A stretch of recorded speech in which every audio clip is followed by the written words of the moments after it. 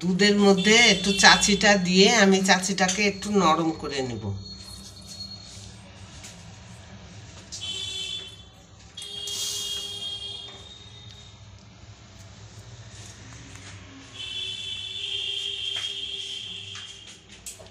এই চাচিটা আমি বাপের বাড়ি থেকে নিয়ে এসেছি, ওখান দিয়ে এটা ভালোভাবে জাল হবে, দিয়ে আমি নই করব।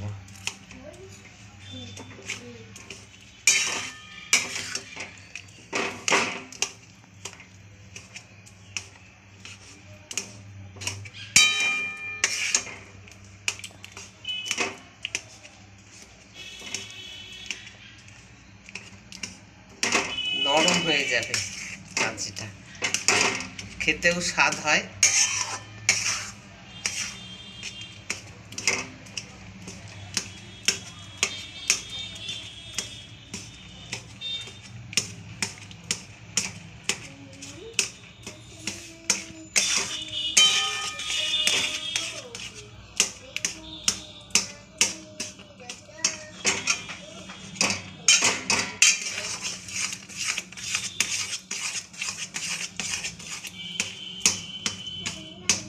এরকম না করলে পরে ফেটে ফেটে যায়।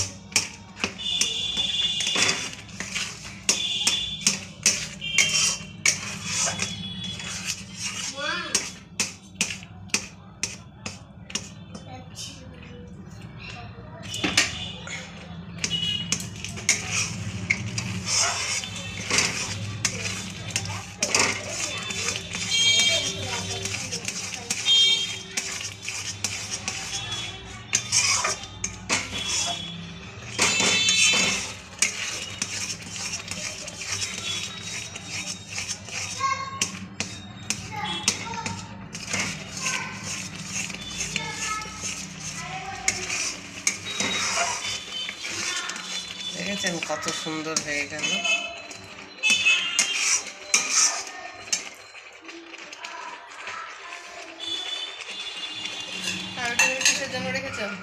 এটা পরশুদিন পাটিসাপটা করব, নারকোল দিয়ে চাচিটাকে মেরে নেব।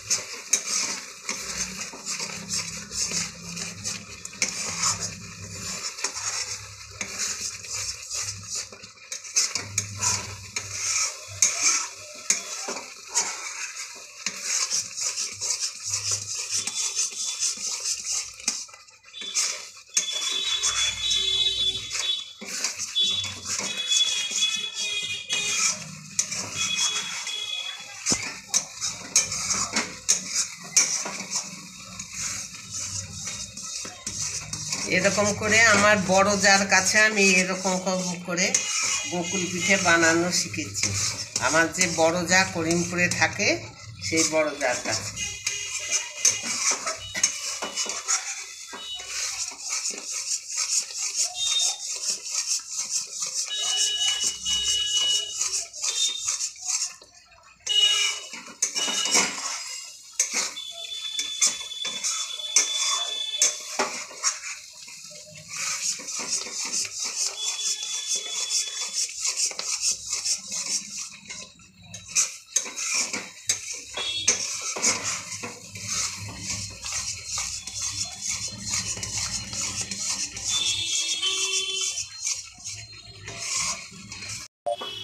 এই যে আমার অনেকটা হয়ে এসছে, এবার নামাবো। বুঝেছেন,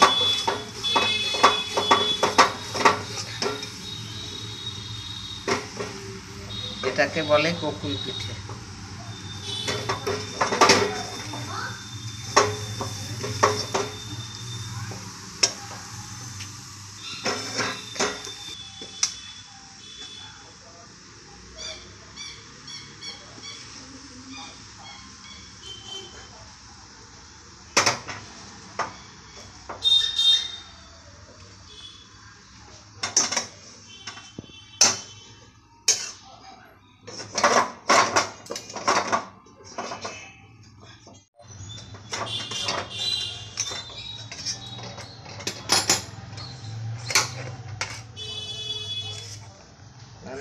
পাকিয়েছি, দিয়ে এর ময়ানের মধ্যে যে গোলার মধ্যে দিয়ে নিয়েছি, দিয়ে এবার তেলে ভাজছি। এর মধ্যে সাদা তেল দিয়েছি আর একটু গাওয়া ঘি দিয়ে যে রস করে রেখেছি রসের মধ্যে ফেলব।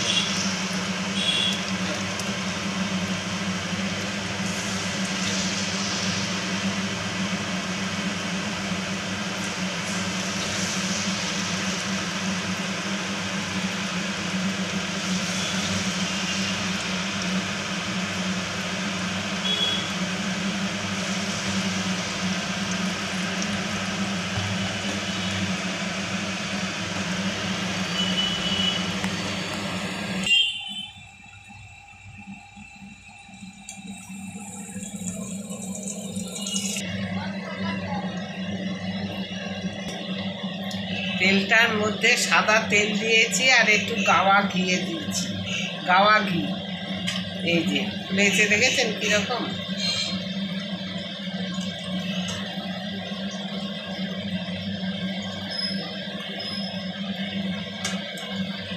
এগুলো এরকম করে এবার ভেজে এই রসের মধ্যে ফেলবো।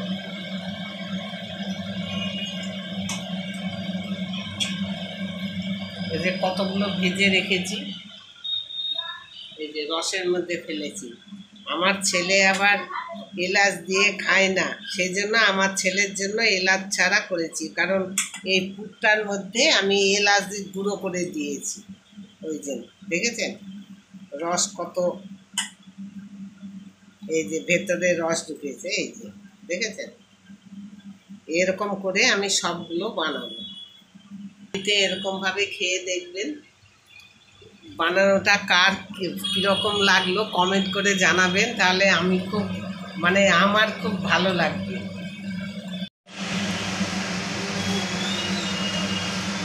আমার ভাজা হয়ে গিয়েছে, এই যে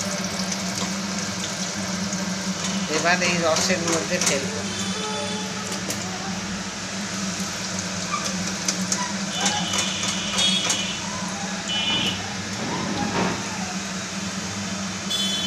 রসের মধ্যে খানিকটা ভিজিয়ে রাখলে এইগুলো সব রস ভেতরে ঢুকে যাবে।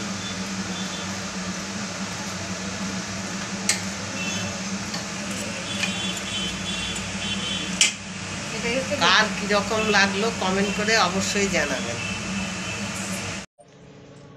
এই যে ভাজা সব কমপ্লিট হয়ে গেল, দেখেছেন কেমন রস ঢুকেছে?